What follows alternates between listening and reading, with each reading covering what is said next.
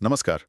विकास, development, हर नेता, हर सरकार की जुबान पे ये शब्द रहता है। हम्म। सुनने में कितना अच्छा, कितना पॉजिटिव लगता है ना कि हम आगे बढ़ रहे हैं, तरक्की कर रहे हैं। बिल्कुल। लेकिन क्या ये शब्द हमेशा से इतना सीधा साधा रहा है? असल में बिल्कुल नहीं। आज हमारे पास जो स्रोत हैं, वो एक अलग ही कहानी बताते हैं। वो बताते हैं कि विकास सिर्फ एक शब्द नहीं, बल्कि राजनीति, सत्ता और दुनिया पर अपना दबदबा कायम करने का एक हथियार भी रहा है। सही है। आज हम इस शब्द के पीछे छिपे इसी खेल की पड़ताल करेंगे।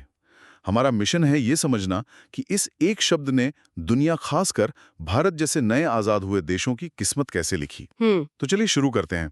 जब हम कहते हैं कि अमेरिका एक विकसित देश है और भारत एक विकासशील देश, तो इस लेबल का असली मतलब क्या है? हाँ, ये बंटवारा। ये अच्छा और कम अच्छा का बंटवारा आया कहां से? ये बहुत अच्छा सवाल है। हमारे स्रोत बताते हैं कि विकास को देखने के 3 बड़े नजरिए हैं और इन तीनों की कहानी ही अपने आप में पूरी दुनिया के पिछले 70-80 साल की कहानी है। बिल्कुल। चलिए उस पहले नजरिए से शुरू करते हैं जिसने इस पूरी बहस को जन्म दिया। बिल्कुल।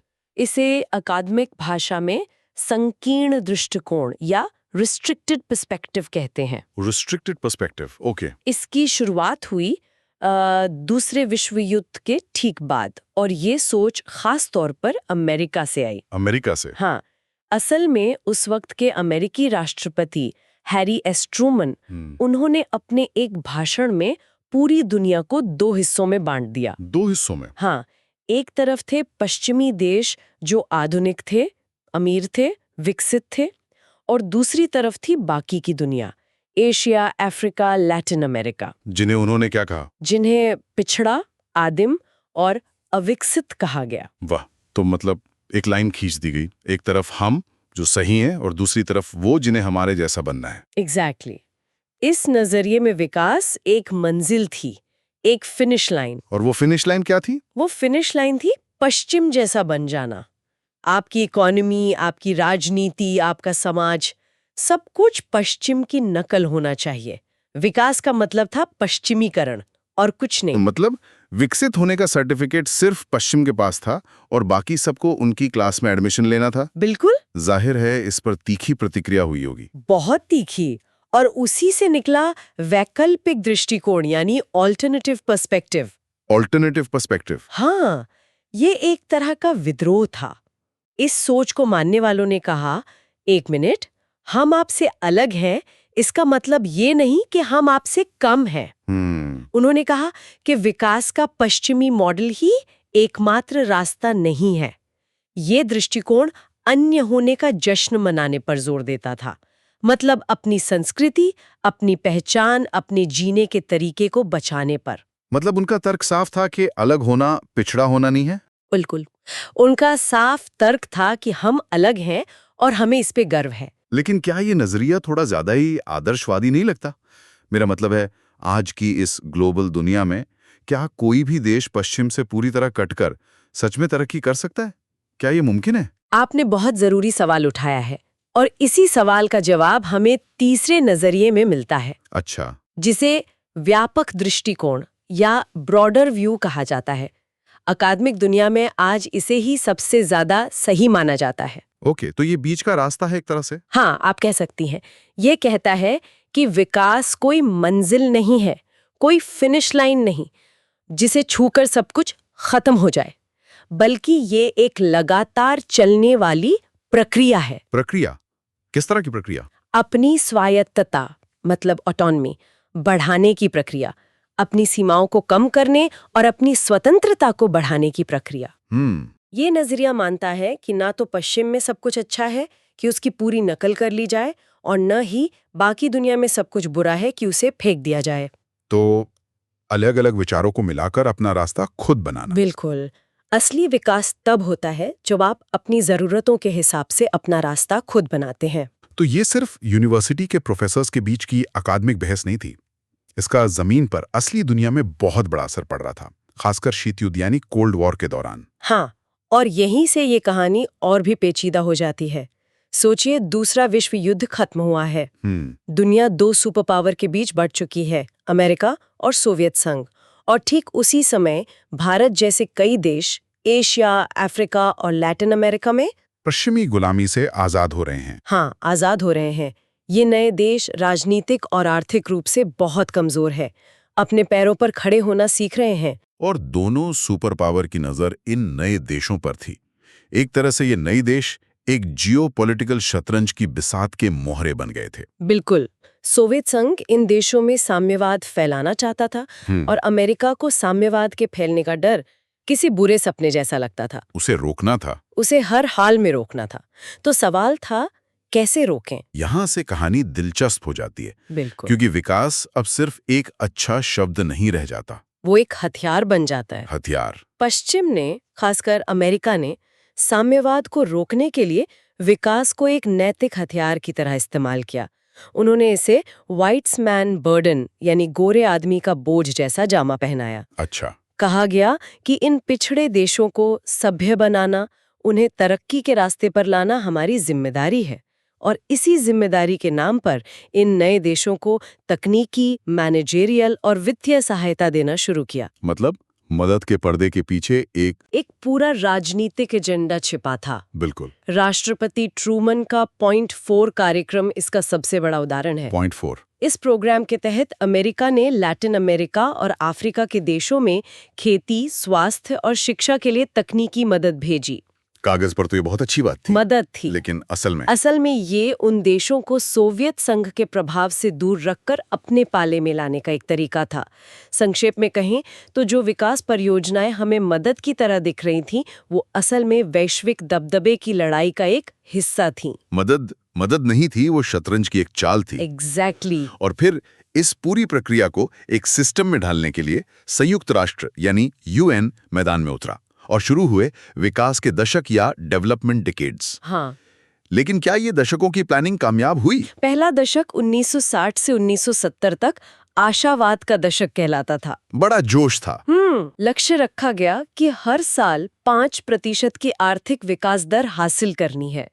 लेकिन दशक के अंत तक साफ हो गया कि ये बस एक सपना था। ज्यादातर देश इस लक्ष्य के आसपास भी नहीं पहुंच पाए। तो शुरुआत तो अच्छी नहीं हुई। दूसरे दशक में क्या हुआ? दूसरा दशक 1970 से 1980 संकटों का दशक था। 1973 में तेल का संकट आया, जब तेल की कीमतें आसमान छूने लगीं और पूरी दुनिया की अर्थव्यवस्था हिल गई। ओहो। इसी दौरान अंतर्राष्ट्रीय श्रम संगठन ILO की एक रिपोर्ट आई, जो एक तरह का बम धमाका था। क्या था उस रिपोर्ट में? उस रिपोर्ट ने पहली बार दुनिया को बताया कि तीसरी दुनिया के देशों में भयानक गरीबी और बेरोजगारी है। इसने विकास की पूरी सोच को बदल दिया। कैसे बदल दिया? अब तक सारा जोर सिर्फ विकास दर बढ़ाने पर था, मतलब देश का आर्थिक केक बड़ा करो। लेकिन इस रिपोर्ट के बाद समझ आया कि सिर्फ केक बड़ा करना काफी नहीं है।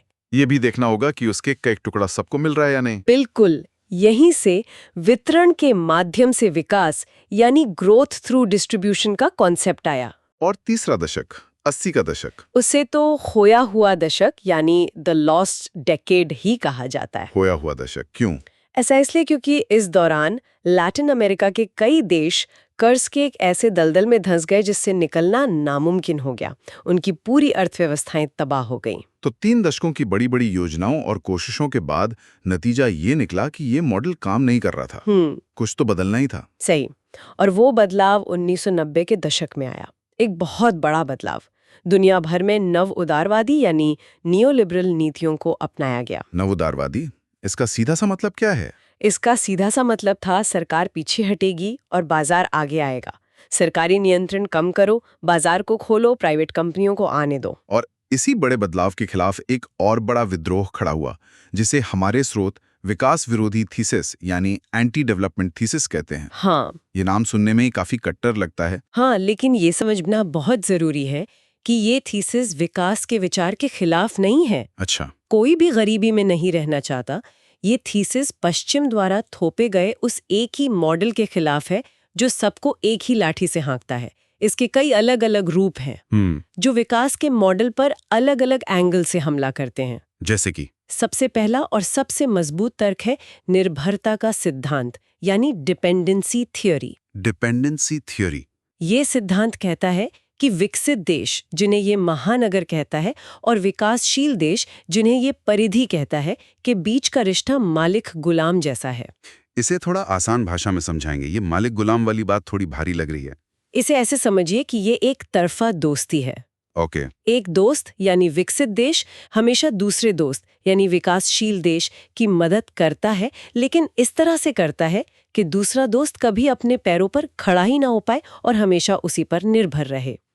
ये सिद्धांत कहता है कि विदेशी सहायता कार्यक्रम और लोन ये विकासशील देशों के फायदे के लिए नहीं बल्कि विकसित देशों को फायदा पहुंचाने के लिए डिजाइन किए गए हैं। मतलब वो आपको कच्चा माल उगाने के लिए लोन देंगे, लेकिन फैक्ट्री लगाने के लिए नहीं, ताकि आप हमेशा उनके खरीदार बने रहें। वाह, तो ये ऐसी मदद है जो आपको हमेशा कमजोर बनाए रखती है। ये तो सोच को झकझोर देने वाली बात है। बिल्कुल। और इस विकास की कीमत सिर्फ अर्थव्यवस्था ने नहीं चुकाई, हमारे ग्रह ने भी चुकाई है। बहुत बड़ी कीमत चुकाई है। यहीं से पर्यावरणवाद यानी एनवायरमेंटलिज्म का आंदोलन खड़ा होता है। इसकी एक बड़ी शुरुआत 1960s के दशक में रेचल कार्सन की किताब साइलेंट स्प्रिंग से हुई, जिसने दुनिया को कीटनाशकों के खतरनाक असर के बारे में जगाया। राइट।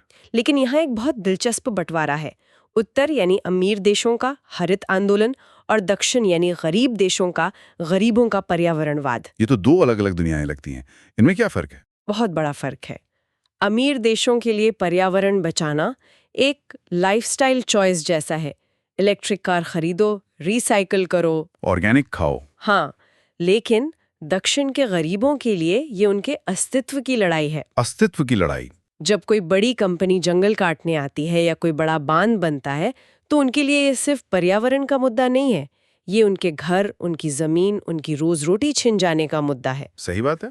भारत का चिपको आंदोलन या नर्मदा बचाओ आंदोलन इसके सबसे बड़े उदाहरण है। पहले एक नारा हुआ करता था, औद्योगिकरण करो या नष्ट हो जाओ।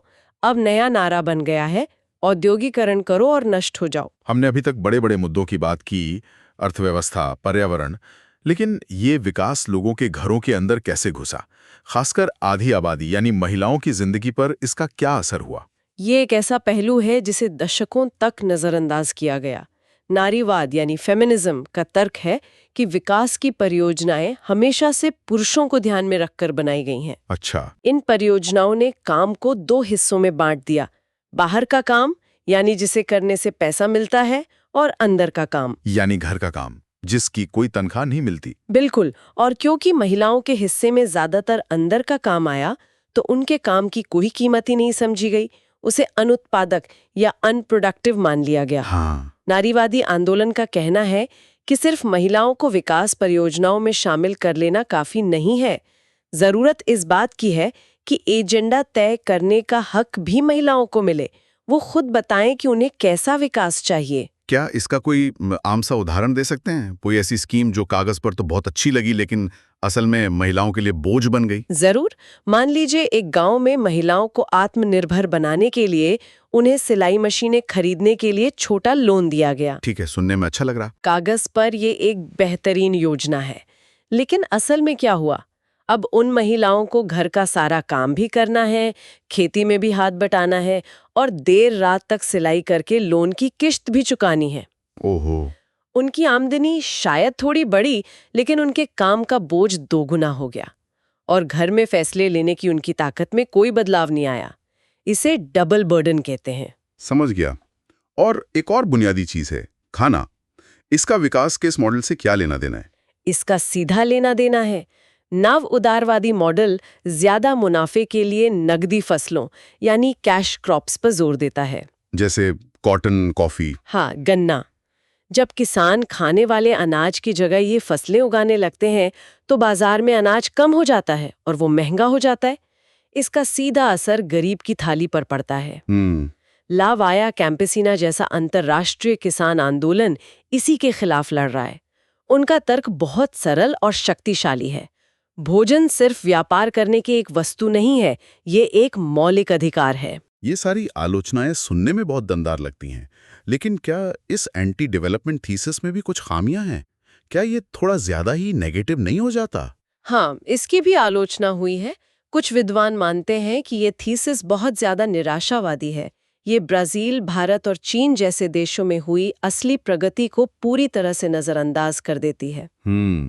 और ये पश्चिम से पूरी तरह संबंध तोड़ने की वकालत करके ज्ञान और टेक्नोलॉजी के उन फायदों को भी अनदेखा करती है जो विकासशील देशों के काम आ सकते हैं। और शायद सबसे बड़ी आलोचना ये है कि इसने समस्याएं तो बहुत गिनाई, पर समाधान क्या है ये नहीं बताया। सही कहा। इस थीसिस ने ये तो बताया कि क्या गलत है, लेकिन सही क्या है इसका कोई ठोस व्यवहारिक विकल्प वो पेश नहीं कर पाई। लेकिन क्या आलोचना करने वालों की जिम्मेदारी हमेशा एक विकल्प देना होती है? क्या कभी-कभी सिर्फ आईना दिखाना ही काफी नहीं है कि देखो जो हो रहा है वो गलत है? ये एक बहुत बड़ा दार्शनिक सवाल है और इसका कोई आसान जवाब नहीं है। लेकिन ये सच है कि इस आलोचना ने दुनिया को विकास के बारे में दोबारा सोचने पर मजबूर जरूर किया है। तो हम कहाँ पहुंचे? हमने एक सीधे सादे पश्चिम केंद्र विचार से शुरुआत की थी और अब हम विचारों, राजनीति और सत्ता के एक जटिल जाल में हैं। ये साफ है कि विकास कोई सीधी सपाट सड़क नहीं है। अब हमारी समझ कहीं ज्यादा गहरी हो गई है, जिसमें पर्यावरण, लिंग, स्थानीय पहचान जैसे मुद्दे शामिल हैं। और ये बहस आज भी जिंदा है।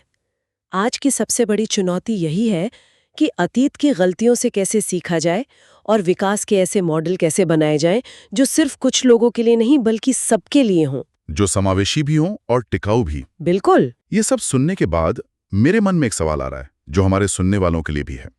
आज हम smart city, digital India, bullet train जैसे विकास के नए मॉडल्स की बात करते हैं। हाँ, क्या ये नए मॉडल उन पुराने मॉडलों की दशकों लंबी सफलताओं और असफलताओं से कुछ सीख रहे हैं, या हम बस एक नए चमकीले नाम के साथ वही पुरानी बहस दोहरा रहे हैं?